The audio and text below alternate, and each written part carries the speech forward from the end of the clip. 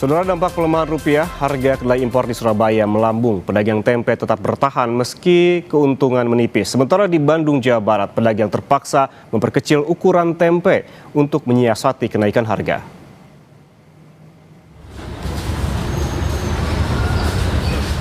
Kenaikan harga kedelai impor terpantau di Pasar Karah, Surabaya, Jawa Timur. Pedagang bilang harga kedelai impor yang kini berkisar Rp13 hingga Rp15.000 per kilogram membuat biaya produksi semakin tinggi. Pedagang sekaligus perajin tempe mengaku keuntungan yang didapat kian tipis.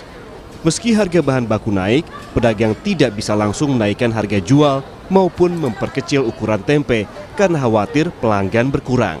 Kalau masalah kedelainya dia kan impor itu mahal, jadi penghasilannya berkurang, penjualannya susah. Dijual harga biasa itu kita nipis, kadang ya tempe masih ada, tapi kalau harganya masih di 8.800 kayak kemarin masih lumayan, Mas. Kenaikan harga tempe juga berdampak pada pedagang makanan.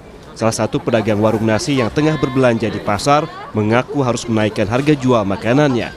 Akibatnya jumlah pembeli ikut menurun drastis.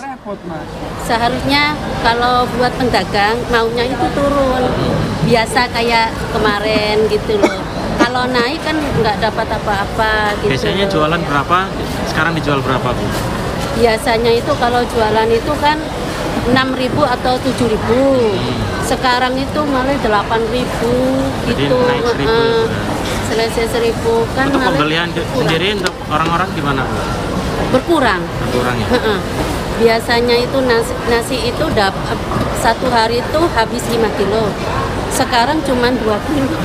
2 kilo pun nggak habis sekarang itu. Sementara di Bandung, Jawa Barat, dampak kenaikan harga kedelai mulai tampak di pasar tradisional Kosambi. Harga tahu kemasan isi 10 naik jadi Rp14.000. Padahal sebelumnya Rp12.000. Menurut pedagang, selain naiknya harga bahan baku, kenaikan harga juga dipicu tingginya harga plastik. Selain itu, pedagang juga terpaksa memilih memperkecil ukuran tempe dibanding menaikkan harga. Pembeli pun berharap harga kebutuhan pokok segera kembali normal. Dan ini biasanya biar kelihatan, ini di ekstra agak gede. Ini sebenarnya dikecilin, harganya tetap 8.000. Ada yang 8.000, 10.000. Kalau dikecilin sebetulnya naik ini, tapi harga kelihatan. Oh, sebetulnya mah naik, ya, naik. Tapi dikecilin, dijual dengan harga yang sama. Harganya sama. Tapi dari seluruh barang ya akhirnya pengeluarannya banyak gitu. Iya. Mau nggak mau tapi Bu ya dibeli. Ya iya kan mau udah makan, Perlu, Bu, ya. mau masak nggak beli apa-apa mah ya. Oke. Ya gitu. Tapi nggak masalah Bu kalau misalnya harganya naik dikit nggak apa-apa. Ya tapi kalau minggu depan naik lagi ya masalah dong. Jadi pengeluaran bulanannya berapa coba? Coba ibu mau udah pensiun coba. Meskipun ketergantungan impor gandum mencapai 100%, harga tepung terigu di Pasar Kosambi terpantau masih normal.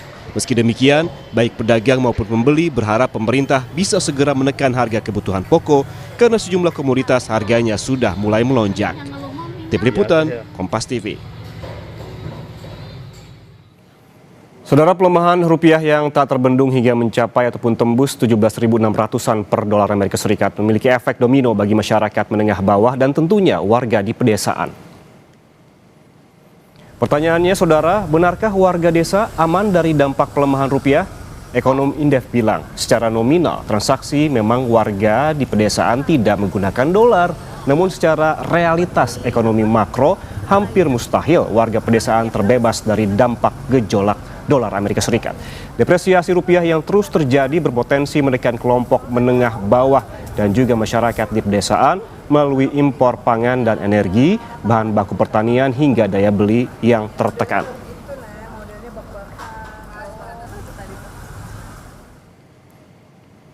Ketergantungan Indonesia terhadap impor komoditas strategis terbilang tinggi. Bersumber dari Kementerian SDM, per tahun 2025 ketergantungan minyak bumi mencapai 32%, impor BBM mencapai 36% dari kebutuhan nasional. Sementara impor LPG menjadi jenis energi dengan angka impor paling besar mencapai 80,58% dari total kebutuhan dalam negeri. Selain itu, saudara, sekitar 60% kebutuhan pupuk fosfat, dan NPK Indonesia juga masih bergantung pada impor. Sementara per 2024 data dari Badan Pangan Nasional tercatat kebutuhan impor pangan sangat tinggi. Tampak dari gandum yang menjadi bahan baku tepung, ketergantungannya mencapai 100%. Sedangkan ketergantungan terhadap kedelai impor mencapai 92,5%.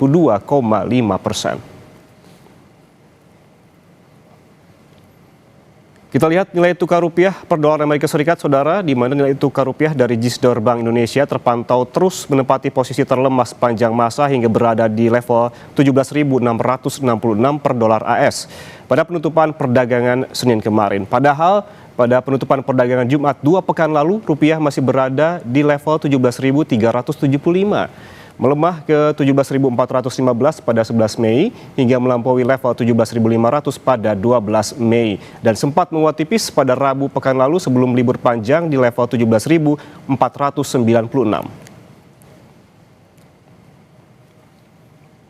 Sementara pergerakan rupiah di pasar spot juga tidak jauh berbeda, saudara. Pada penutupan perdagangan Senin kemarin berada di level terlemah ke 17.667 per dolar AS.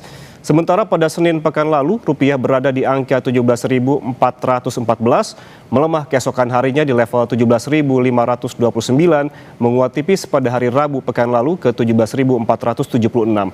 Namun sayang kembali rontok ke level di atas 17.600-an pada pekan ini.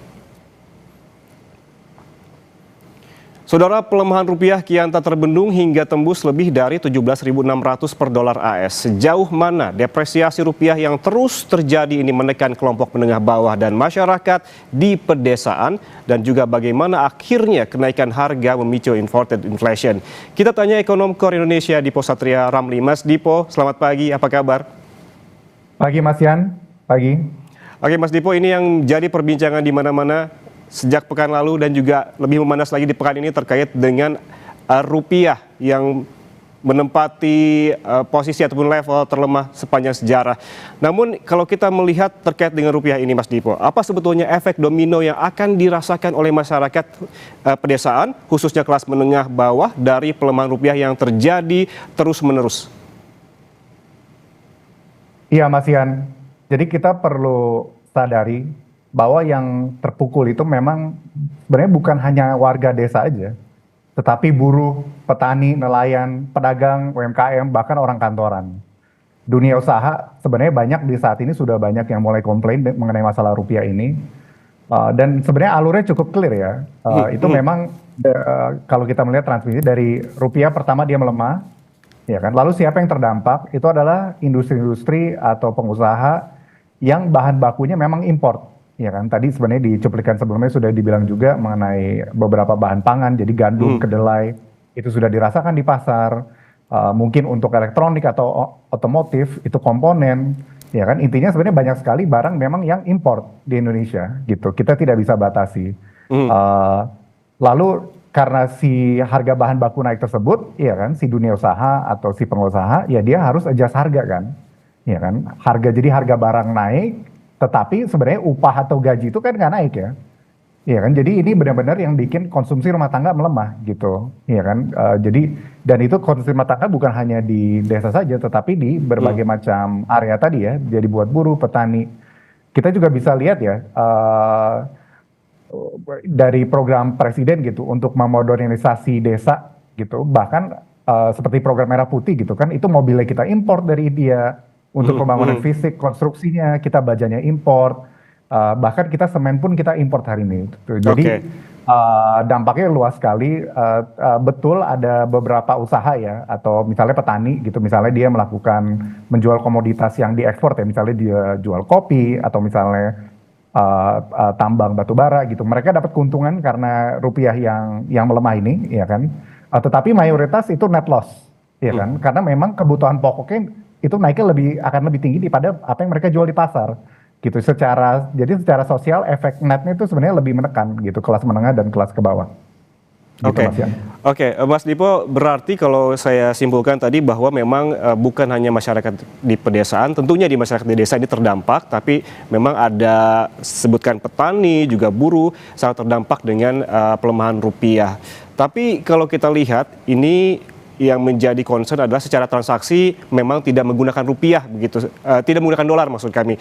Tapi apakah ini hampir mustahil terbebas dari dampak gejolak dolar? Apakah demikian kesimpulannya, Mas Dipo? Iya, jadi mungkin balik ke contoh tadi ya Mas Yan, si warga desa dia nggak pakai rupiah, tapi dia belanja kan pakai rupiah ya, dia nggak pakai dolar, dia belanja pakai rupiah, tapi banyak harga yang dia beli itu benar-benar dibentuk oleh rantai pasok yang terpapar dolar, ya kan? Jadi misalnya dia beli obat-obatan atau dia beli jarum, ya kan? Dia beli solar, LPG, ya kan? Jadi walaupun mereka secara teknis tidak pegang dolar, mereka tetap membayar si bahan baku dolar itu, gitu kan? Jadi mungkin si barangnya sendiri rupiah, tapi bahan baku dari barang itu dolar, gitu. Jadi itu yang terdampak benar-benar harga barang yang sehari-hari kita pakai ya kan? Jadi intinya gini ya, masyarakat desa itu nggak perlu beli dolar untuk terkena dampak dolar, ya kan? Dia cukup hidup di Indonesia yang memang input produksinya banyak dari import gitu, Mas. Oke, berarti secara fisiknya memang tidak dilihat, namun memang dirasakan secara harga sehari-hari. Yang juga menjadi pertanyaan, Mas Dipo, ini seberapa besar sih kenaikan harga memicu imported inflation dan membuat rupiah yang dipegang oleh warga termasuk tadi petani, buruh, dan warga di desa ini nilainya menyusut saat akan dibelanjakan. Namun kita bahas usai jeda, Mas Dipo tetaplah bersama kami di Kompas Bisnis.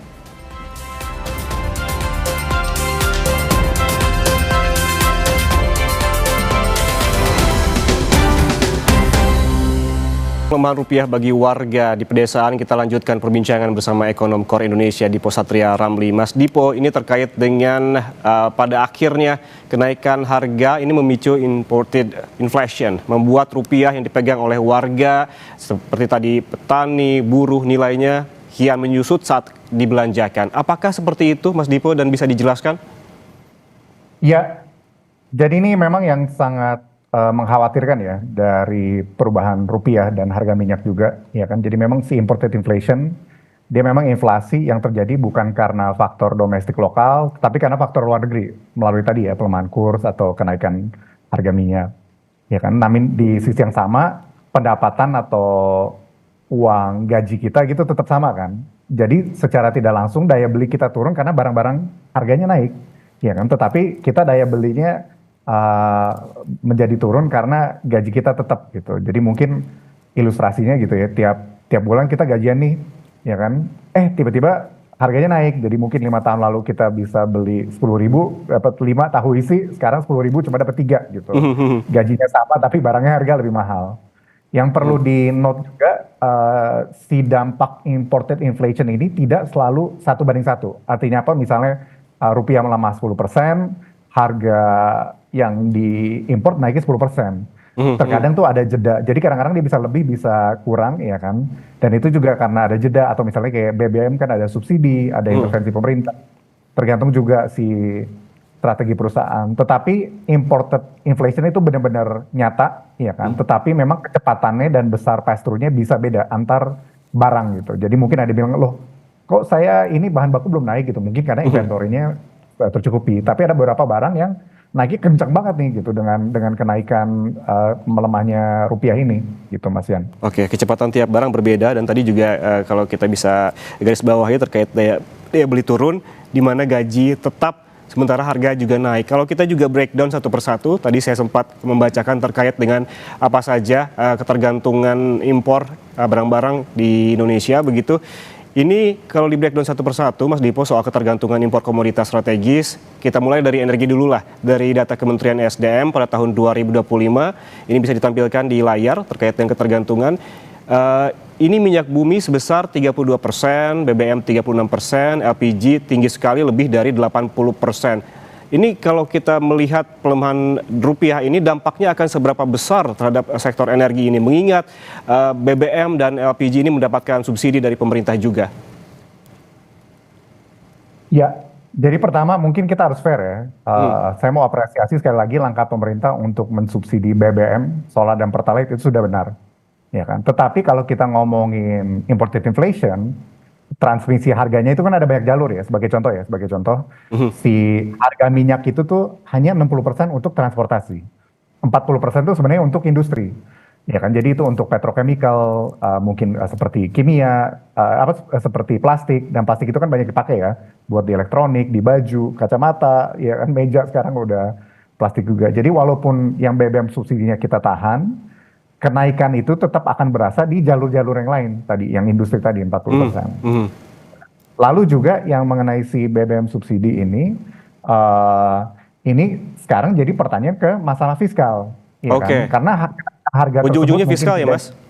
iya, karena tidak dirasakan di pom bensin, ya kan? Tetapi malah dirasakan di Pertamina atau di APBN. Dengan ruang fiskal udah sempit itu, kita juga perlu bertanya seberapa kuat sih APBN ini untuk menahan harga minyak, ya kan? Kemarin kita ada masalah harga minyak sebelumnya, sekarang harga minyak dan rupiah, gitu. Jadi apa ya? Mungkin kita perlu klarifikasi lebih lanjut lah dari pemerintah mengenai ini, ya kan? Tapi intinya pemerintah pun kan nothing is free ya, tidak ada yang gratis di dunia ini gitu. Jadi mungkin pemerintah bisa tahan, tapi kalau pemerintah nggak tahan pun juga takutnya nanti ada instrumen-instrumen lain yang digunakan untuk misalnya kayak dia naikin pajak atau ada subsidi yang dikurangin, ya kan? Artinya ada trade off yang akan dilaksanakan karena untuk menahan si harga BBM subsidi itu. Jadi kita harus melihat secara menyeluruh ya. Jadi kalau secara ekonomi, jadi kita apresiasi si langkah menahan subsidi, tetapi kita jadi pertanyakan si APBN sama Pertamina seberapa kuat nih untuk menahan gitu. Dan again, kalau kita ngomong imported inflation, ada banyak hal yang tidak melalui BBM subsidi. Ya tadi ya si plastik dan juga bahkan kayak misalnya kalau yang kelas menengah atas gitu, yang mobilnya udah mahal dia udah mungkin komplain, wah ini deadslide kenaikannya 65% gitu. Jadi pasti dirasakan oleh banyak orang. Mas Dipo, gitu, Mas, kalau kita lihat juga tadi yang ketergantungnya paling tinggi kita lihat pada gandum hingga 100% dan kedelai mencapai 92,5% dan sudah terasa oleh masyarakat. Tapi pantauan di lapangan produk-produk seperti tepung, terigu harganya masih stabil sementara tempe tahu sudah mulai naik. Ini mengapa ada perbedaan demikian? Apakah seperti yang Anda jelaskan tadi soal imported inflation? Iya betul. Jadi si kenaikan itu kan beda-beda ya. Dan seperti itu, karena memang ada yang lebih dipakai lagi, misalnya kayak gandum kan dia bahan bakunya buat terigu, ya kan, dan itu kita dua-duanya impor. Kedelai kita impor, tetapi intinya setiap industri memiliki ininya masing-masing. Jadi kalau terigu biasanya di stoknya banyak, ya kan, mungkin ada peran industri juga di situ. Sedangkan ada beberapa yang itu lebih pengrajin kecil gitu. Jadi dampak itu benar-benar berbeda-beda antara komoditas, ya kan, dan itu tidak sama ya timingnya. Itu juga saya sebenarnya tadi cukup kaget sih bahwa di pasar itu sudah naik begitu cepat, ya kan, sudah langsung dirasakan, ya kan, karena memang dari dunia usaha itu pasti dia nggak mau menelan kerugian itu kan, pasti dia lempar ke konsumen, ya kan, dan mungkin kalau untuk gandum, terigu dan kedelai, ya kan, itu mungkin industri makanan ya. Jadi biasanya kalau industri makanan dia nggak naikin harga tapi dia jumlahnya dikecilin gitu. Tapi kan nggak banyak industri seperti itu ya yang bisa mengecilkan volume gitu, Mas Yan. Oke, berarti ini dampak setiap komoditas ini berbeda-beda, secara waktu juga kecepatan kenaikan harganya juga berbeda-beda, tapi yang patut diantisipasi oleh masyarakat juga memang bukan hanya di perdesaan, tapi juga Mas Dipo sebutkan hampir semua wilayah akan terdampak jika terus-menerus pelemahan rupiah ini terjadi tanpa diantisipasi oleh pemerintah. Terima kasih Dipo Satria Ramli atas waktunya bersama kami di Kompas Bisnis. Sehat selalu, Mas. Terima kasih, Mas Yan. Saudara, Bank Indonesia bersama pemerintah pusat dan pemerintah daerah meluncurkan gerakan pengendalian